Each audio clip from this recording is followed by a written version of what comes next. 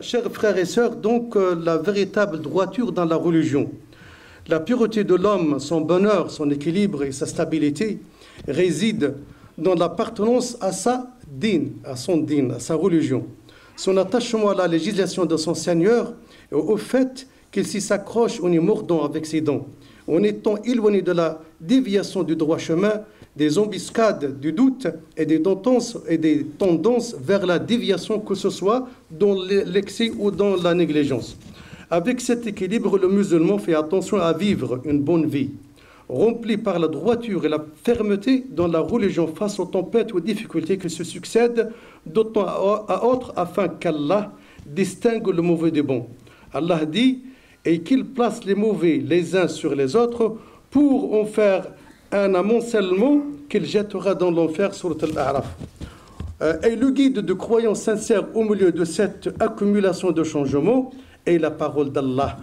Qu'il soit exalté, il dit, et adore ton Seigneur jusqu'à ce que te vienne la certitude, c'est-à-dire la mort. Et sa parole, qu'il soit exalté, ceux qui disent, notre Seigneur est Allah subhanahu wa ta'ala, et qui ensuite se tiennent sur le droit chemin. Ils ne doivent avoir aucune crainte et ne seront point affligés. L'imam Muslim a rapporté son recueil de hadiths authentiques d'après Sufyan ibn Abdullah, qu'Allah soit satisfait de lui, qui a dit,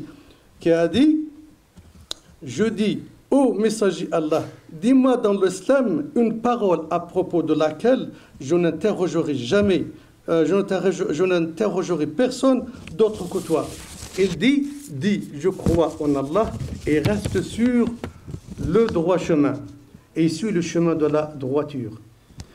Observez qu'Allah vous protège. Cette recommandation générale, lorsqu'elle explique l'identité des musulmans sur laquelle ils doivent vivre et mourir, et c'est la véritable droiture, sans courbure ou déviation, la véritable droiture, son abandon au recul, la véritable droiture générale dans ces trois piliers qui sont la droiture de la langue, selon la parole des prophètes, qu'Allah prie sur lui le salut. Dis, je crois en Allah.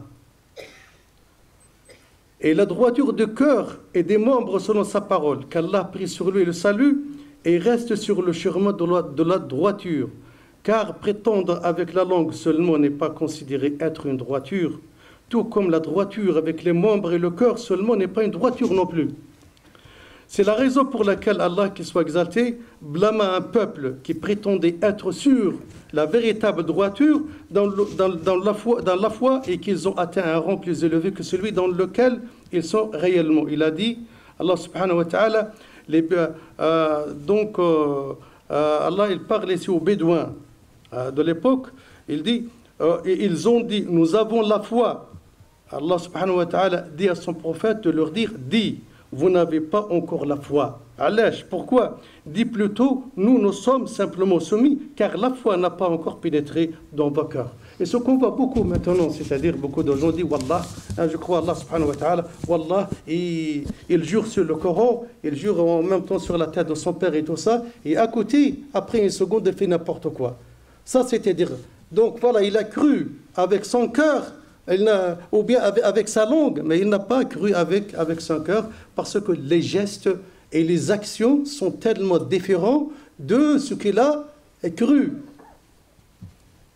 C'est la raison pour laquelle Allah, donc ça je le dis, et sachez qu'Allah vous protège, que le plus grand genre de droiture est la droiture de l'homme sur l'unicité pure d'Allah, et ceci dans la connaissance d'Allah, son adoration, sa crainte, sa vénération, placer l'espoir en lui, avoir peur de lui, l'invoquer, placer la confiance en lui, ne rien lui associer ou ne pas se retourner vers un autre que lui, qu'il soit glorifié subhanahu wa ta'ala. Abu Bakr, le véridique, qu'Allah subhanahu wa ta'ala yarda anhu, a interprété la parole d'Allah, qu'il soit exalté, ceux qui disent notre Seigneur est Allah et qui se tiennent dans le droit chemin, en disant que ce sont ceux qui ne sont jamais retournés vers un autre qu'Allah subhanahu wa ta'ala.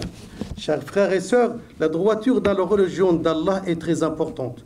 Bien qu'elle soit entourée de dangers de tous les côtés, et que se trouvent autour d'elle des tentations qui s'entrechoquent et secouent ceux qu'elle atteignent, ils sont alors forcés de combattre ces tentations Et ceci fait que la fermeté sur la droiture est ici accrochée et comme tenir une braise dans les mains. C'est la raison pour laquelle le prophète sallallahu alayhi wa sallam demandait beaucoup la protection d'Allah contre cela.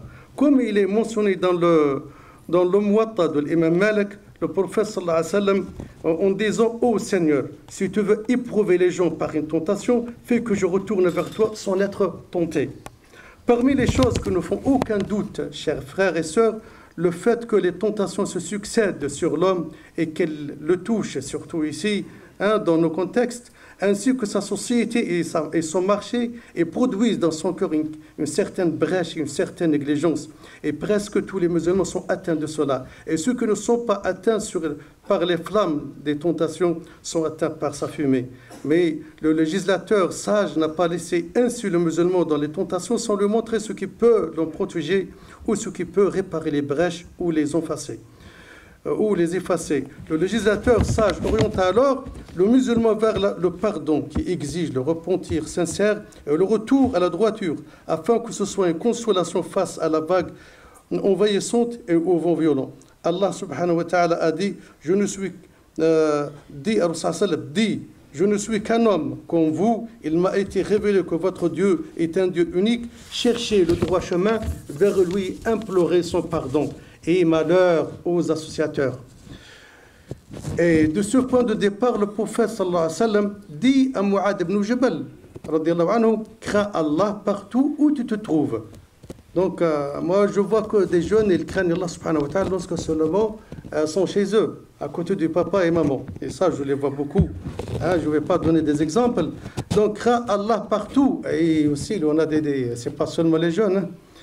Crains Allah partout où tu te trouves. Fais suivre la mauvaise action par une bonne action. Celle-ci l'effacera. Et un bon comportement dans tes relations avec les gens, rapporté par Tirmidhi, rahimahullah. Et le Créateur, qu'il soit glorifié, a dit: les bonnes œuvres dissipent les mauvaises. Cela est une exhortation pour ceux qui réfléchissent. Lorsque nous faisons des efforts pour rester sur le chemin de la droiture et sur la fermeté dans la religion, nous devons savoir que c'est une chose très difficile, qu'il faut lutter contre l'âme qui incite au mal et qu'il y a beaucoup de difficultés et d'obstacles pour parvenir complètement à la droiture et à la fermeté dans la religion. Mais ceci n'est pas un motif pour que les musulmans et les sociétés ne fournissent pas d'efforts pour parvenir à la droiture et à la fermeté dans la religion et n'accomplissent pas tout ce qu'ils peuvent pour les mettre en application dans la vie réelle, tout en observant la modération. Selon la parole du prophète sallallahu alayhi wa sallam, restez sur le droit chemin et vous n'y parviendrez jamais parfaitement. Et sachez que votre meilleure action est la prière.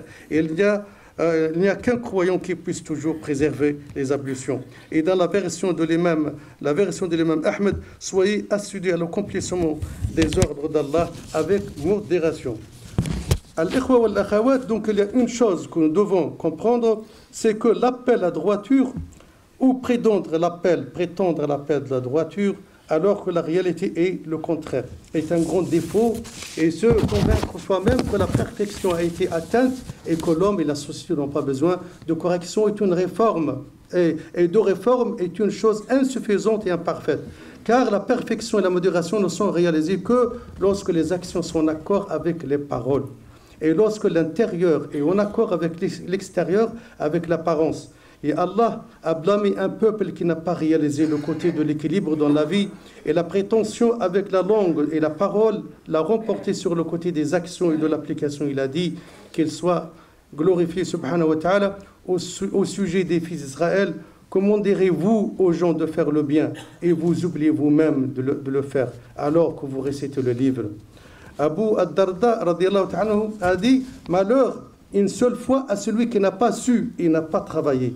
Et malheur 70 fois à celui qui a su et n'a pas mis en application ce qu'il a su.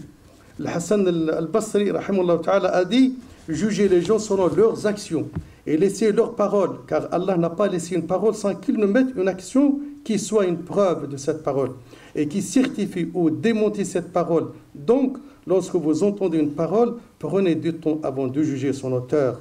Et si sa parole est en accord avec ses actes, alors oui, et avec plaisir, on peut prendre donc ces paroles.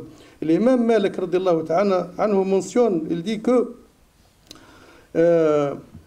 donc a mentionné qu'il lui est parvenu que Al-Qasim ibn Muhammad rahimahullah, a dit: j'ai vécu avec des gens qui n'étaient pas satisfaits de la parole, mais qui étaient satisfaits des actes.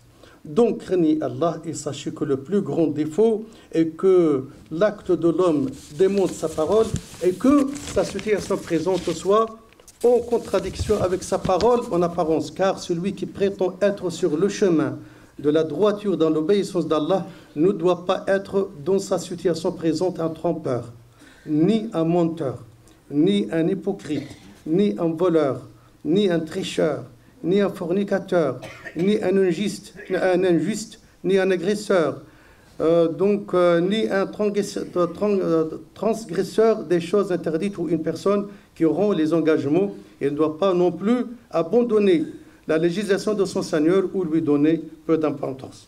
Et ces défauts sont la cause de beaucoup de troubles et de la faiblesse de la loyauté, de la propagation des meurtres, de la destruction et des assassinats, et ainsi de suite. ونسأل الله سبحانه وتعالى أن ينفعنا بما سمعنا ونسأل الله تعالى أن يبارك في أسماعنا وأبصارنا وأن يحفظنا جميعا ويحفظنا أهلنا ويحفظنا أيامنا بالأعمال الصالحات إن شاء الله تعالى.